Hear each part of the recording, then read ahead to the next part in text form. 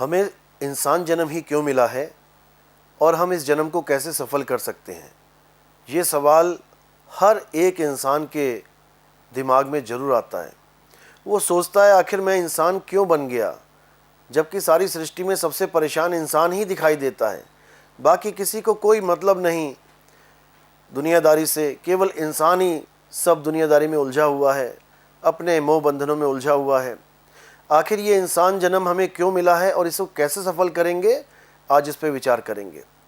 इंसान जन्म हमें केवल और केवल परमात्मा की दया से मिलता है। अगर उसकी दया ना हो तो हमें लक्ष्य 84 में जाना पड़ता है। तरह तरह के जानवर जंगलों में देखिए, शेरों के आगे हिरण भाग रहे हैं, जान बचा रहे हैं। कितने कितने जंगली कुत्ते जिंदा ही हिरणों को खा जाते हैं। इतना कष्ट भोगना है इस 84 में, ये सब हम भोग चुके हैं। उसके बाद अपार दया हुई परमात्मा की तो हम इंसानी चोले में आए। अब इस चोले में आके हमें केवल एंजॉय ही नहीं करना है कि हम अपने जीवन को केवल मनोरंजन में बिता के चले जाएं। इस जीवन को सफल बनाना है। और सफल कैसे बनाना है? केवल और केवल परमात्मा की भक्ति करके। अब वो भक्ति क्या है और कैसे उसको करना है, ये सबसे इम्पॉर्टेंट सवाल है हमारे जीवन का। क्योंकि तरह तरह की भक्तियों में लोग उलझे हुए हैं, तरह तरह के मंत्र जापों में उलझे पड़े हैं, तरह तरह के धर्मों में लोग जा चुके हैं, जबकि परमात्मा सबका एक है। कोई धर्म ये नहीं कहता कि परमात्मा दो है, सब एक ही है। फिर इतने प्रकार की भक्तियां करके हम कहाँ जाना चाहते हैं? इसलिए हमें केवल और केवल सत्य की भक्ति करनी चाहिए। इस सत्य की भक्ति को करके ही हम परमात्मा को पा सकते हैं।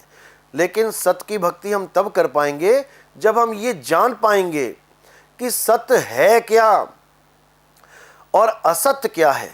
हम कहीं झूठ के लड़ तो नहीं लग गए हैं, कहीं हम झूठे को ही सच्चा तो नहीं मान बैठे हैं। इस पे हमने विचार करना है। और ये विचार हम तब कर पाते हैं जब हमारे जीवन में कोई गुरु आता है। गुरु ही हमें समझाता है कि सच क्या है और झूठ क्या है, सार क्या है, असार क्या है। कबीर साहब कहते हैं सतगुरु ऐसा चाहिए जैसा सूप सुहाए और सार सार तो गही रहे, थोथा दे उड़ाए।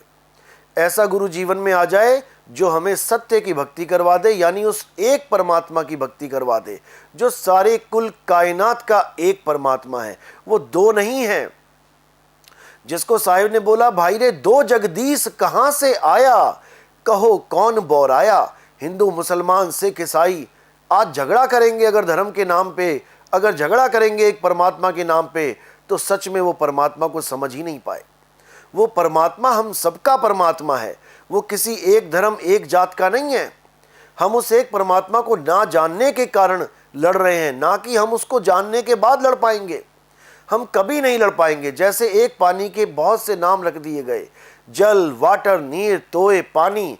अब इन पांचों नामों में जो उलझेगा, जो झगड़ा करेगा कि पानी से गला गीला होगा, जल से नहीं, जल से गला गीला होगा, वाटर से नहीं, वो सच में इस दुनिया में अज्ञानी ही कहलाएगा।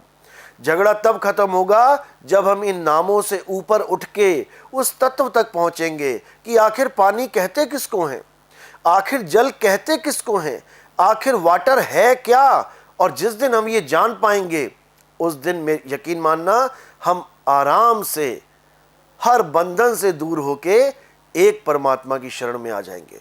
फिर उस परमात्मा को कोई नाम नहीं होगा कि कोई कहे राम और कोई कहे अल्लाह, कोई कहे वाहेगुरु, नहीं। ये सारे नाम तो इंसानों ने बनाए हैं।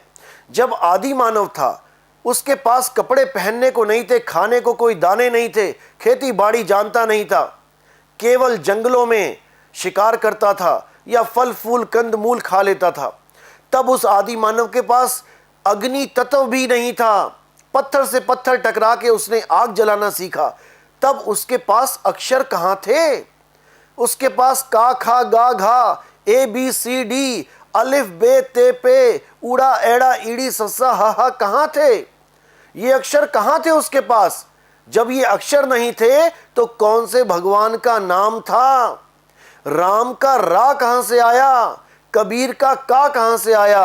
अल्लाह का आ कहां से आया? वाहेगुरु का वाह कहां से आया? गॉड का गा कहां से आया? ये सारे अक्षर इंसानी दिमाग ने बनाए हैं बहुत बाद में जाके। आदि मानव जब था तब तो अक्षर थे ही नहीं।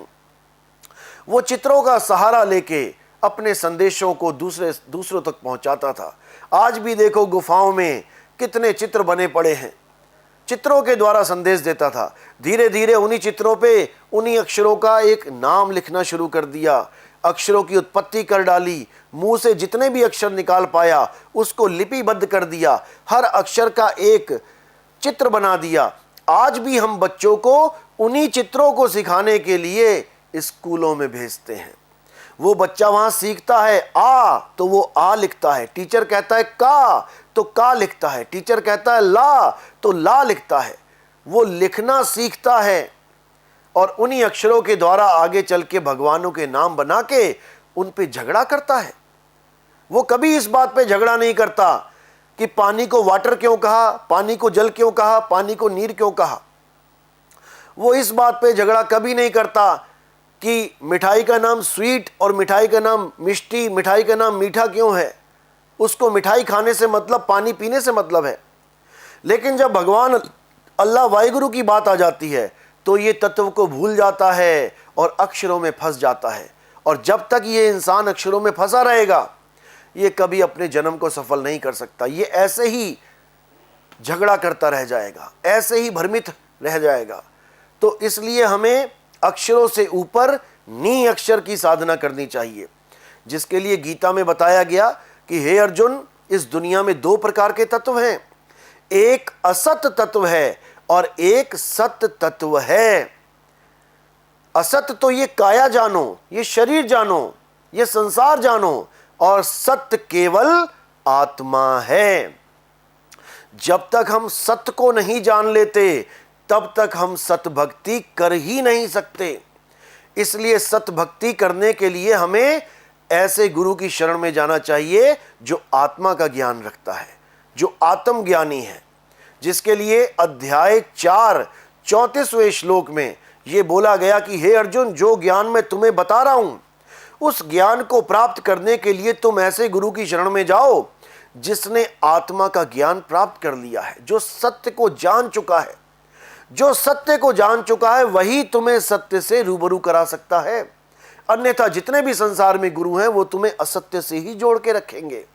इसलिए हे अर्जुन, हमेशा सत्य को जानो, सत्य की पूजा करो, सत्य की आराधना करो।